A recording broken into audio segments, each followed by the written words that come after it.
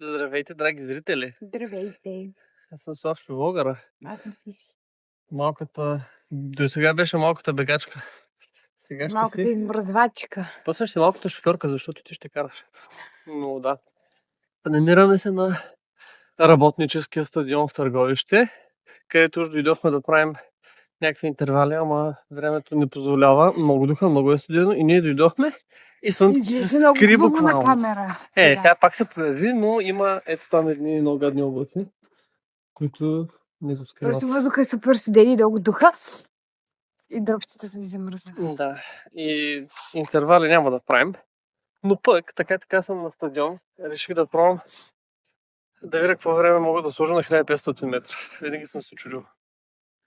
И сега ще направим точно това. И тя ще се превърне в малката операторка.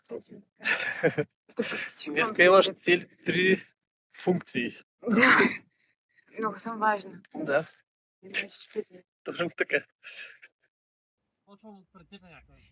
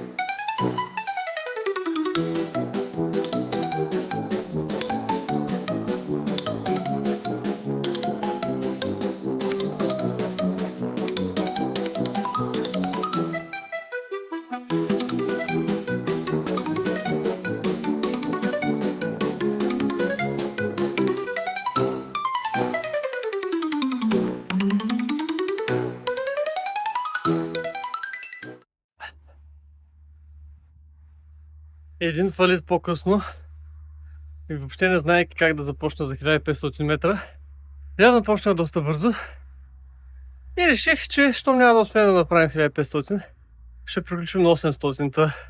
Сложил съм си някакво време на 800 метра, което не знам какво е. Сега ще разберем. И да, 1500 метра някой друг път. А там в далечината се вижда малката бегачка. Тя не се предаде като мен. И ще си дотича, за да направим 2 км поне. В гърлото ми буквално има шипове от този студен въздух. Малък съвет, който иска да опитва да слага някакви контролни времена, да не го прави при минус 2 градуса. Гърлото не харесва това. И финални 50 метра! Малката бегачка ще щупи ли ще щупи ли рекорда? Ей!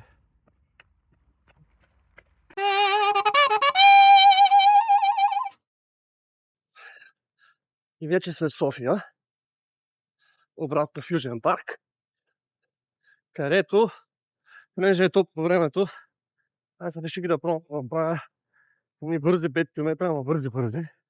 Пробвам да падна по 19 минути, да видим дали ще стане. Който предвид 2 седмици топчене с всичко възможно, може и да не се получи. Да. Но тъкмо ще имам оправдание. Ще кажа, ето защо не паднах под 19 минути. Защото по празниците много ядох. Нищо не съм качил 1 килограм. Да. Иначе времето казвам, че е хубаво, ама адски много духа. Страшни ветрове има. Иначе е топличко. Съм тук сегащи. Опита ще го правим по трасето на Петка Маран. Нищо, че е неделя и няма абсолютно никого. И ще тичам сам. Което ми е още по-трудно, но това е положението. И добре, май е време да почваме. Ето и е линията. Айде!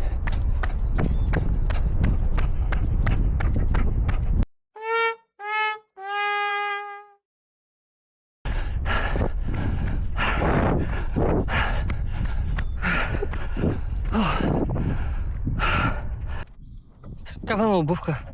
Гледай, тя е полуразвързана. Това е от крака ми. Само на десния крак става така с всяка една тъпа обувка. Нищо. Това са оправданията. И духа ще е много насрещен вятър. Още оправдание.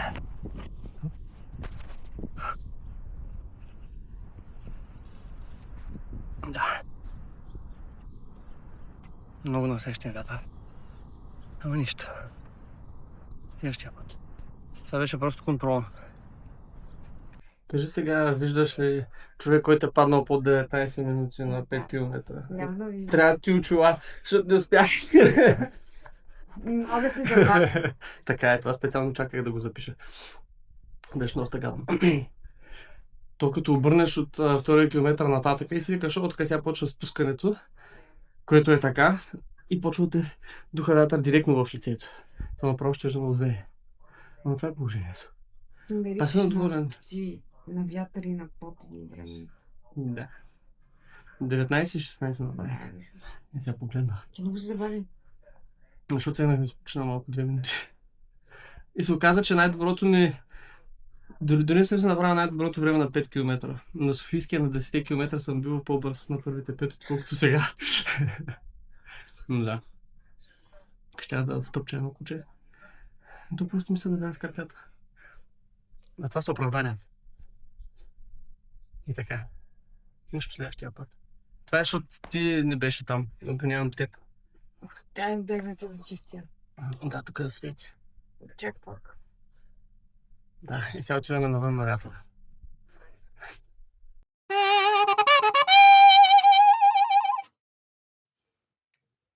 Понеже сме обещали, че ще има повече храна в нашите видеа, ето, днес снимаме какво имаме. Закуска за вечеря, да, най-семплото, но това ми е любимото. Закуска за вечеря, има принцеси. Но после ще покажем страхотен десерт с линк към рецептата за него. Вау! И, както обещахме, това е един десерт. Моля, презентирайте. Един здравословен кекс. Здравословен кекс. Здравословен, просто няма добавена захар с форми и с пълнозърнесто брашно и брашно на худ. И банани. Да. Сега ще го Звучи тествам, много ще го хелти. тествам. Сега ти го давам. И къде могат драгите зрители да видят рецептата? Те ще бъде Сега дисплейната казвам, ето тук. Инстаграм, ама не е В нейният мой. инстаграм ето тук Не ще е го мой. дисплейнем. Не, че е Инстаграм. Защо да не е твоя? Не, че е Инстаграм. Не, че добре. Мистериозен инстаграм профил. Отново ето тук. Те си по-много здравословните неща. Даже изоб. Има вкусно здравословно нещо. Вкусно ли е? Да. Защото е доста сладичко и не е Мгм. сухо. Усещам как оздравявам. Вече съм бил болен. Не е оздравителен. Супер е, браво. Малката готвачка си е свършила работа. Днес сме нахрани с закуска за вечеря и после с здравословен кекс. Това ми трябва на един човек, който бяга. И трябва да апдейтнем новите планове за годината. Нали? Може да кажа, аз моя ще ти много кратък. Давай. Да тичам. Нещо по-конкретно. И да Първо тичам повече, маратон. отколкото последните няколко месеца. Добре. И зависимо от как се движа, ще реша. Ще дадем здравословие. Да. Десет, докато ти говориш. Нямам конкретно състезание, това минавам първо, защото е по-кратко. Бих изтичала още един полумаратон. Но още не сме решили кога. Да. Тоест за теб. Ти имаш подробни планове. Да съм подробен план. Мислех да правя маратон пролета, но ще бъда разумен и ще държа до края на годината тичането на маратон. И по-скоро пролета ще искам да пробвам да бягам полумаратон за под час и 20. За което ще имам грубо 3 месеца, 4 месеца да смъкна 3 минути. Това вярвам, чувствам.